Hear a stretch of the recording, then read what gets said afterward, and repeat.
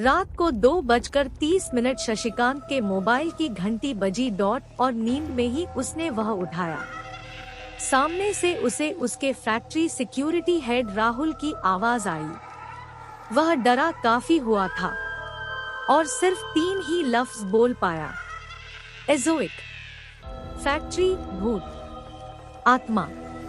उसके बाद एक दर्द भरी चीख के साथ कॉल कट गया। शशिकांत की नींद पल भर में ही उड़ गई। उसे समझ में नहीं आ रहा था कि क्या अब करूं। बचपन में ही उसकी माँ उसे जन्म देते वक्त गुजर गई। उसके बाद उसके पिताजी ने उसे पढ़ाई के लिए विदेश भेज दिया था और अब पिताजी की मौत के बाद बस एक दिन पहले ही उसने विरासत में मिली फैक्ट्री की जिम्मेदारी संभाली थी। उस फोने के बाद उसने तुरंत ही फैक्ट्री मैनेजर विश्वास को फोन लगा के फैक्ट्री पर बुलाया और खुद भी फैक्ट्री की ओर निकल पड़ा। वो दोनों जब फैक्ट्री में पहुंचे तब उन्हें मैंने गेट का गार्ड कहीं नहीं दिखा, पर शशिकांत की आंखें बस राहुल को ढूंढ रही थी, जिसकी दर्दनाक चीख उसके दिमाग में अभी भी गूंज रही थी। शशिकांत ने विश्वास को कहा कि तुम पुलिस को कॉल करो और फैक्ट्री के आगे वाले हिस्से को दिखो, तब तक मैं गोदाम को चेक करता हूँ। जब शशिकांत गोदाम में पहुँचा तब उसने देखा कि वहाँ पर राहुल जमीन पड़ा शांत पड़ा था, लेकिन उसकी सांस अभी भी चल रही थी, पर शरीर से कोई हलचल नहीं कर पा रहा था, मानो उसने कोई भयानक चीज देख ली हो। एजोइक। उसी वक्त शशिकांत ने एक और दर्द भरी चीख सुनी जिससे उसका कलेजा कांप उठा। वह चीख थी मैनेजर विश्वास की। शशिकांत ने सर पर दौड़ लगाई और फैक्ट्री में जाके दिखा। तब डरा हुआ विश्वास बाथरूम के एक कोने में बैठ के रो रहा था और बार बार एक ही लाइन बोल रहा था, वह वापस आ गई, वह वापस आ गई, अब वह किसी को नहीं छोड़ेगी। सब मरेंगे, सब मरेंगे। वह मानसिक संतुलन खो बैठा था। तब तक एम्बुलेंस और पुलिस आ चुकी थी। शशिकांत ने पुलिस आने के बाद उनको अपना बयान दिया और घर के लिए रवाना हो गया। पर जाते वक्त उसे एक बात महसूस हो रही थी कि वह अकेला नहीं है, कोई तो उसके साथ चल रहा है। वो जब कार के पास पहुंचा तब कार का एक दरवाजा खुला था। उसे अच्छी तरह से याद था कि उसने कार के सभी दरवाजे लॉक किए थे। शशिकांत को कार चलाते वक्त कार की पिछली सीट पर किसी के होने का एहसास होने लगा। उसी वक्त उसे पुलिस निरीक्षक का कॉल आया कि विश्वास की एम्बुलेंस में ही रहस्यमय तरीके से दम घोटने से मौत हो गई है और राहुल ने भी होश में आने के बाद एम्बुलेंस में ही एक कांच के टुकड़े से खुद का गला काट लिए। एजोइक। इस तरह की एक के बाद के मौत की खबरों से उसका का सिर दर्द से फटा जा रहा था। शशिकांत घर पहुंचा। इतना सब देख के उसे नींद तो नहीं आने वाली थी। इसलिए वह लाइब्रेरी में बैठ के किताब पढ़ने लगा।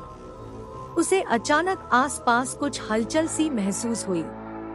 तभी उसे खिड़की से अंदर आने वाली चांद की खूबसूरत रोशनी, एक जनी पहचानी हसीन लड़की की परछाई नजर आई। शशिकांत को पता नहीं पर उस परछाई से डर नहीं लग रहा था।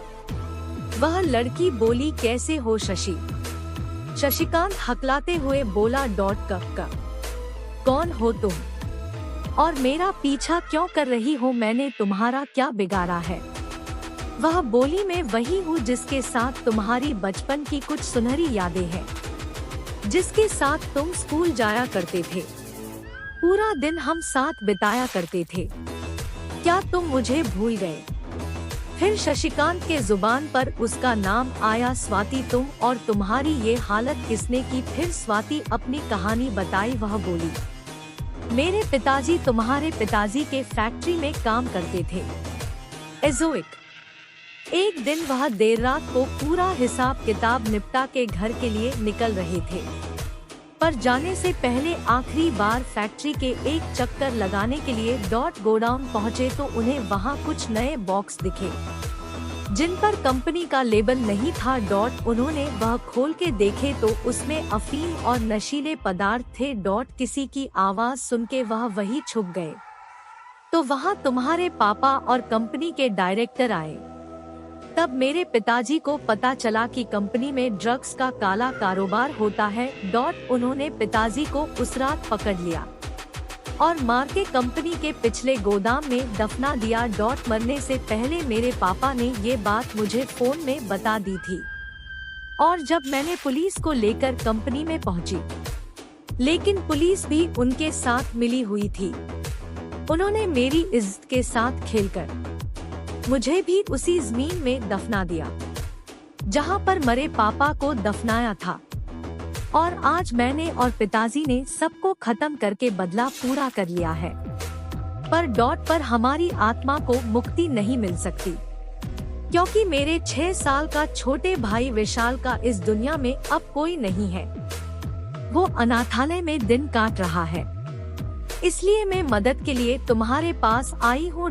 क्योंकि मैं जानती हूँ तुम एक अच्छे इंसान हो। शशिकांत ने कहा कि मैं मेरे पिताजी की गलती कभी सुधार नहीं सकता, पर हमारी बचपन की दोस्ती के खातिर मैं तुम्हारे छोटे भाई के जिम्मेदारी स्वीकारता हूँ और तुम्हें वादा करता हूँ मैं तुम्हारे भाई को पढ़ा लिखा कर एक अच्छा इंसान बनाऊंगा।